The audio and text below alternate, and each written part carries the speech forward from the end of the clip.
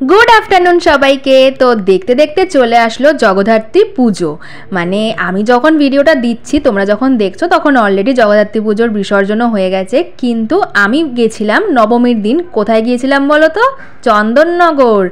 আসলে এই এদারো আগে একটা বলে দিই একটা কথা, আমার মা এমন জোরে এসে আমাকে চুরি দিয়ে ধুম করে বাড়ি মারলো, আমি কি বলবো, মাকে দেখানোর জন্য ডাকলাম, উল্টে মা আমাকে ধুম করে মেরে দিল। তাই মা বলছে আমি কি ইচ্ছে করে মেরেছি তোকে? আর ওই নিয়ে একটু হাসাহাসি হচ্ছিল। তো যেটা বলছিলাম, চন্দননগর মাঝে অনেক বছর যাইনি, মানে অনেক বছর বলতে প্রায় 3-4 বছর তো হবেই, কারণ ওই ভিড় সামলে যাওয়াটা আর আসাটা ভীষণ সমস্যার। তো যাই হোক, আমরা পুরো রেডি হয়ে গেছি। তোমরা নিশ্চয়ই ভাবছো বাবা এখানে শুয়ে শুয়ে মায়ের হাত টিপছে কেন, আর জামা কাপড়গুলো সামনে রং করে রাখা। অ্যাকচুয়ালি যেই আঙ্কেল আন্টির আসার কথা আছে, আমরা সবাই মিলে যে ঠাকুর দেখতে যাব, ওদের এখনও টাইম লাগবে, সেই জন্য বাবা রেডি হচ্ছে না। তো কথা বলতে বলতে ওইদিকে বাবা রেডি হয়ে গেছে, কারণ ওরা প্রায় কাছাকাছি চলেই এসেছে। আর এদিকে সন্ধ্যা যেহেতু হয়ে গেছে, তাই মা বলল বাবাকে যে একটু ঠাকুরের সামনে ধূপকাঠি দেখিয়ে নাও। তো বাবা কিন্তু রেডি না, আমার একটু ইনকমপ্লিট লাগছে। কেন বলো তো? ও চশমা পরেনি বাবা। আমি না ভাবছি তাই যে কি একটা পরেনি মনে হচ্ছে। তো দেখো ফাইনাল লুক দুজনের। উফ, মায়ের এই সিলভার পাড়ের এই ব্ল্যাক শাড়িটা একদমই নতুন, পরেনি, এই ফার্স্ট পরলো। খুব ভালো লাগছে দেখতে। দুজনে একটু পোজ দিয়ে ফটোও তুলে নিল। তারপর রাস্তায় বেরিয়ে এই জ্যামটা দেখার পরে আর যা এক্সপিরিয়েন্স হচ্ছিল, তাতে মনে হচ্ছিল আজ আর মনে হচ্ছে গিয়ে পৌঁছতে পারবো না। এমনকি ঘাটে যাওয়াটাও যেই পরিমাণ কষ্টকর হয়েছে, ঘাটে গিয়ে লাইন দেখে তো আরোই ভয় পেয়ে গেছি, কারণ লাইনের শেষ মাথা দেখা যাচ্ছে না। ও এখানে কিন্তু আঙ্কেল আন্টি চলে এসেছে। ওই যে আঙ্কেল হাই করলো তোমাদেরকে, আমি আমার মতো বকবকি করে যাচ্ছি। এই যে আন্টি, এই যে আঙ্কেল, আর বাবা মা, আমি সবাই মিলে আজকে যাচ্ছি চন্দননগরে। তো লাইন এতটাই যে আমরা মাঝখানে কি করবো ভাবছিলাম, তো আন্টি বলছে এখানে একটু বাদাম ভাজা কিনে নেওয়া যাক, মানে এইগুলো খেয়েই টাইম পাস করতে হবে, যদিও ওই বাদামটার নামই টাইম পাস। তো হাসাহাসি করতে করতে বললো, বাবা বলছিল যে এই বাদাম খেতে খেতেই দেখবো আমরা কখন যে লঞ্চের সামনে চলে গেছি বুঝতেই পারবো না। আর সত্যি গল্প অনেক হচ্ছিল, গল্প করতে করতে বাদাম খেতে খেতে কিন্তু সত্যি চলে গিয়েছিলাম, কিন্তু লাইনে দাঁড়িয়েছিলাম কতক্ষণ জানো? প্রায় 1 ঘন্টার কাছে। তো ভালোই লাগছিল বেশ। হ্যাঁ, একটু তো ভয় লাগছিল, এই যে কতটা রাত হবে কি জানি, অলরেডি এখনই অনেকটা রাত হয়ে গেছে। তো ফেরার একটা ব্যাপার আছে, সেই নিয়ে একটু সমস্যা হচ্ছিল, কিন্তু তাও আশা ছাড়িনি আমরা। আর এদিকে দেখো ওরা নিজেরাও খাচ্ছে, আমাকেও খাওয়াচ্ছে। বাদাম খেতে ভালো লাগে না, তাও জোর জবরদস্তি খাইয়েই যাচ্ছে। এই দেখো বলতে বলতেই আমরা একদম টিকিট কাউন্টারের সামনে। বললাম না সবার খাওয়া থেমে গেছে, আমার মায়ের কিন্তু খাওয়া এখনও থামেনি। মা ওই দেখো হাতে ছাড়াচ্ছে আর মুখে টপাটপ দিচ্ছে আর হাসছে। তো তারপর বললাম দেখো আমরা ফাইনালি কিন্তু চলে এসেছি, আমরা দেখতে যাচ্ছি। মানে আমরা না ভেবেছিলাম যে হয়তো দেখাটা হবে না, আর কি করা যাবে, যদি নাই হয়, মা যদি নাই টেনে থাকে কি করব, আর লাইন দেখেই বাড়ি চলে যেতে হবে। কিন্তু না, ফাইনালি এই যে লঞ্চের কাছাকাছি চলে এসেছি। আর তার মাঝখানে একটা জিনিস হয়েছে, যেটা তোমরা ভিডিওটা লাস্ট অবধি দেখলে তবেই জানতে পারবে। আমি বলছি আস্তে ধীরে, দাঁড়াও। আগে চলো তাড়াতাড়ি করে লঞ্চে উঠি। ভিড়টা দেখে না কি ভয় করছিল, আর যদিও আমি লঞ্চে উঠতে একটু ভয়ই পাই, আর এটা যেহেতু দুলছে না, মানে অনেক বড় লঞ্চ, সেই জন্য আর প্রবলেম খুব একটা হয়নি। যদি ওই দোলা লঞ্চগুলো দিত তাহলে তো হয়ে গেছিলো। আমার প্রচণ্ড ভয় লাগে জলে। তো এখানে আন্টি বসার জায়গা পেয়ে গেছে, আর কেউ বসার জায়গা আমরা পাইনি, দাঁড়িয়েই যাব। আরে উঠতে যে পেরেছি লঞ্চে, এটাই মনে করবো অনেক। আবার বসার জায়গা চিন্তা করছি, মানে ভাবো বাঙালি না খেতে দিলে শুধে যায় এরকম একটা ব্যাপার। আমি চেষ্টা করছি কি বলো তো তোমাদেরকে একটু গঙ্গাটা দেখানোর, কিন্তু এতটাই ভিড় আমি ধারে যেতেই পারছি না। দেখতে দেখতে ওই দেখো লাইটিং দেখা যাচ্ছে, মানে আমরা চন্দননগরে এসে গেছি ফাইনালি। আর বাবা আসার পরে মুখ চোখের যা অবস্থা দেখছি, তাতে মনে হচ্ছে যে ঠাকুর দেখে মনে হয় বাড়ি ফিরছি, এরকম হাল হয়ে গেছে। কি সুন্দর সাজুগুজু করে রেডি হয়েছিলাম, এই আসার ধকলেই পুরো মুখ চোখ কালো হয়ে গেল। তো কিছু করার নেই, চলো এবার লাইটিং দেখে কোন দিকে যাব বুঝতে পারছি না। দুটো গেট দেখে ঠিক করলাম যে চলো সোজাই যাওয়া যাক, কারণ তোমরা যেদিকেই যাও না কেন সেই দিকেই সুন্দর সুন্দর প্রতিমা, মানে প্রতিমা একটার পর একটা দেখার মতন। তো ভিড়ের তো কোনো কথাই নেই, এই বিষয়ে আমি কিছু বলবোই না। এক তো নবমী, তারপর আবার রবিবার, ওফ বিশাল ব্যাপার। আমরাও বেশ মজা করতে করতে চলো প্রথম প্যান্ডেলের দিকে এগিয়ে যাচ্ছি। আর কি যে এত বলাবলি করছিলাম না, আমি বলছিলাম আমার মুখটা নিয়ে, কারণ আমার মুখটা প্রচণ্ড কালো লাগছিল, দূর সাজগোজ সব গেছে গিয়ে। প্রথম প্যান্ডেলেই চলে এসেছি আমরা বকবক করতে করতে। আর এটার থিম কি ছিল জানো? একদম মানে ছোট্ট ছোট্ট চারা গাছ, একদম আসল, দেখো প্রত্যেকটা চারা গাছ একদম আসল বেশিরভাগ ছিল মানি প্ল্যান্ট, ওইগুলো দিয়েই সুন্দর ডেকোরেশন করেছিল, মানে থিমটা একদম মানে দারুণ করেছিল, দারুণ। আর মায়ের মূর্তি সেটা তো সামনে গেলেই দেখতে পারবে। আমি তোমাদেরকে বেশি কাছ থেকে বা বেশিক্ষণ স্টে করে দেখাতে পারছিলাম না, কারণ ওখানে প্যাঁ প্যাঁ করে বাঁশি বাজিয়ে যাচ্ছিল, যেটা ওরা সব সময় করেই থাকে। মানে এত সুন্দর করে প্যান্ডেল বানায়, কিন্তু দর্শনার্থীদের দেখতে ওরা দেবে না। ওরা যে কাদের জন্য বানায় আমার সেটাই প্রশ্ন। আমি মানুষদের জিজ্ঞাসাও করি ওদেরকে যে কাদের জন্য বানিয়েছেন, আমাদের জন্যেই তো, দুদিন পরে তো এগুলো কিছুই থাকবে না, তো এই ভিড়টা যে হচ্ছে এইগুলোর জন্যই তো হচ্ছে। যাই হোক, আর বকবক করবো না, এইসব বেকার বলে লাভ নেই। তোমরা মায়ের মুখটা দেখে নাও, ওখানে এতটাই লাইট ছিল বেশি, ওই জন্য ভিডিও করে না একেবারে ফটোটাই দেখিয়ে দিলাম। তো আরও একটা প্রতিমার সামনে আমরা চলে এসেছি, কিন্তু এখানে কি লাইট দিয়েছিল কি জানি, দূর বাবা মুখ বোঝা যাচ্ছে না, ওই জন্য তোমাদের স্টিল ফটোই আমি দেখিয়ে দিলাম। তারপরে এখানে বাবা আর ওই আঙ্কেল মিলে চেষ্টা করছিল ঠাকুরের ফটো তোলার, ওই যে বললাম সমস্যাটা হচ্ছিল, ওই ফটো তোলারই চেষ্টা করছিল। আমিও ওদের একটা ফটো তুলে নিলাম, আর মায়ের সঙ্গে আমিও একটু ভিডিও করে নিলাম। বাবা এটা কী মাস বলো তো? আমার তো সন্দেহ আছে এটা কী মাস, মনে হচ্ছিলো একটা গামছা বা তোয়ালে নিয়ে গেলে ভালো হতো, কারণ আমার মুখটার অবস্থা দেখো, ঘামতে ঘামতে মানে জল যেন একদম গড়িয়ে পড়ছে মুখ থেকে আমার।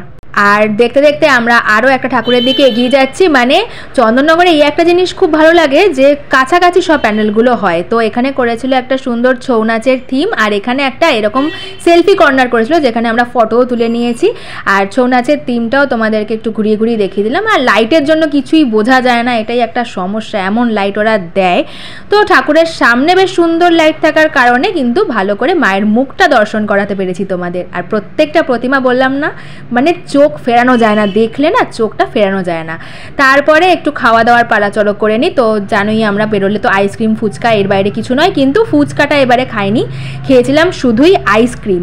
আর এটা মনে হয় বাটারস্কচ কর্নারটাও ছিল, যেটা আমার মানে আমি বুঝতে পারছিলাম না যে কী নিচ্ছে ওরা। আমি তো এদিকে ভিডিওই করে যাচ্ছি, ওরা ওদের মতো নিয়ে যাচ্ছে। আমি ভাবছি মনে হয় এটা চকলেট, তারপর জিজ্ঞেস করছি চকলেট না এটা, বলছে না বাটারস্কচ। আমি বললাম না না না না তাহলে চেঞ্জ করে দিই না, আমি চকলেট ছাড়া একেবারেই কর্নারও খাবো না, কারণ আইসক্রিমে আমার ভাই চকলেটটাই লাগবে। তো খেয়ে নিলাম আইসক্রিমও, খেতে খেতে একটু হাসি মজা আর কি করে যাচ্ছে। ওরা চারজন মিলে কী যে করছে, আমি বলছি তোমরা একটু এদিকে ঘোরো, আমি তো তোমাদের ভিডিও করছি, একটু ফটো তুলছি, পোজ দাও।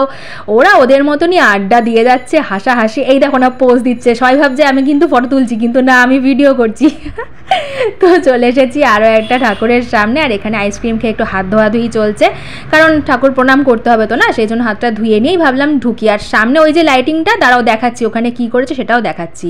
এখানে থিমটা করেছিল জাগতিক, আর ভেতরে কি করেছিল চলো দেখাই, দেখলেই তোমরা বুঝতে পারবে। ওই ছক যে করে না ওরকম টাইপ কিছু একটা করার চেষ্টা করেছিল। আর ওপরের লাইটিং, মানে চন্দননগরের লাইটিং নিয়ে তো আলাদা করে কিছু বলার নেই, একটার পর একটা বেশ সুন্দর সুন্দর লাইটিং, আর মায়ের প্রতিমা, এই দেখেই তো মানুষের চোখ জুড়িয়ে যায়। আর এই যে বললাম সামনের লাইটিংটা, আমরা গিয়ে তো অবাক, কিছুই নেই ওখানে, শুধুমাত্র এরকম লাইটিং ঝিকিমিকি ঝিকিমিকি করছে, মানে ওই ডিস্কোর মতো কাইন্ড অফ, আর সবাই ওটাকে ভিডিও বানাচ্ছে হেঁটে হেঁটে, মানে মানুষকে পাগল করে দেওয়ার জন্য এনাফ এটা।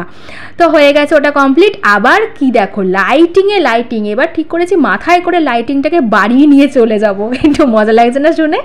আরে এইগুলো সেই মাথার মধ্যে ফুল ফুল যেগুলো, সেগুলোর মধ্যে আবার দেখছি এগুলো লাইটিং লাগিয়ে দিয়েছে। আর সবার কথা হচ্ছে আমাকে এই লাইটিংটা পরাবে, এইটাই আমায় কিনে দিয়েছে। আমাকে না সত্যি ওরা এখনও বাচ্চা, আমার মানে বাচ্চাই রেখে দিয়েছে, দেখো কি অবস্থা। ওরা দুজন কিন্তু কিনেছে, আমার মা আর আন্টি কিনেছে দেখো নর্মালটা, আর আমার মাথায় এরা ঝিকিমিকি ঝিকিমিকি পরিয়ে দিল। কি বলবো, আমি বলছি আমি নেবো না, আমি নেবো না, বলছে না না না না পর পর পর, মানে সবাই একসঙ্গে বাচ্চা হয়ে গেছে। এগুলোই তো হাসি মজা আনন্দ, এগুলোর জন্যেই তো ঘুরতে যাওয়া মেনলি, তাই না? তবে খারাপ লাগছে না কিন্তু দেখতে, বলো? হ্যাঁ আমার একটু অকওয়ার্ড লাগছিল, কারণ যেই যাচ্ছিল আমার পাশ থেকে সবাই আমার মাথার দিকে তাকাচ্ছিল, আমার দিকে আর কেউ তাকাচ্ছিল না। তখন সবাই দেখছে মাথার মধ্যে মেয়েটা চন্দননগরের লাইটিংটা বাড়িয়ে নিয়ে চলে যাবে আজকে, কি অবস্থা।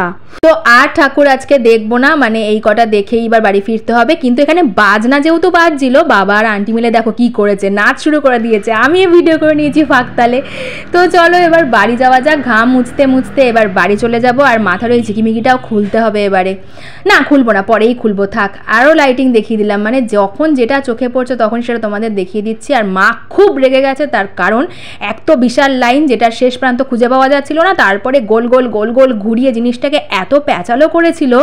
মানে এইবার ঠিক করে নিয়েছি যে নবমীর দিন আর চন্দননগর নয়, কারণ ভালো করে ঠাকুর, বেশি করে ঠাকুর কিন্তু দেখতে পারিনি, তোমরা নিজেরাই দেখলে কয়েকটা ঠাকুর দেখেই কিন্তু বাড়ি ফিরতে হচ্ছে, কারণ রাত অনেকটা হয়ে গেছে, আসতেই তো অনেকটা লেট হয়ে গেছে।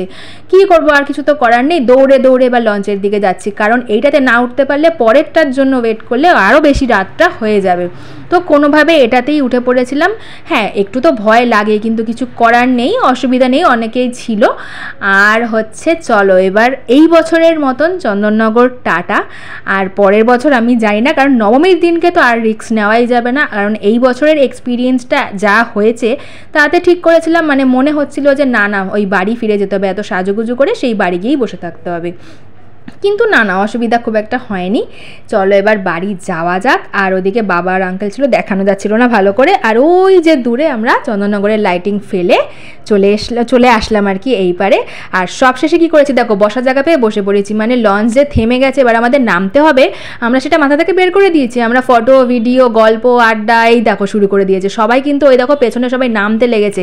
আর এরা চারজন মিলে বসে গল্প শুরু করেছে, তাও আবার কি শুধু গল্প না, এই দেখো ফটো তুলছে।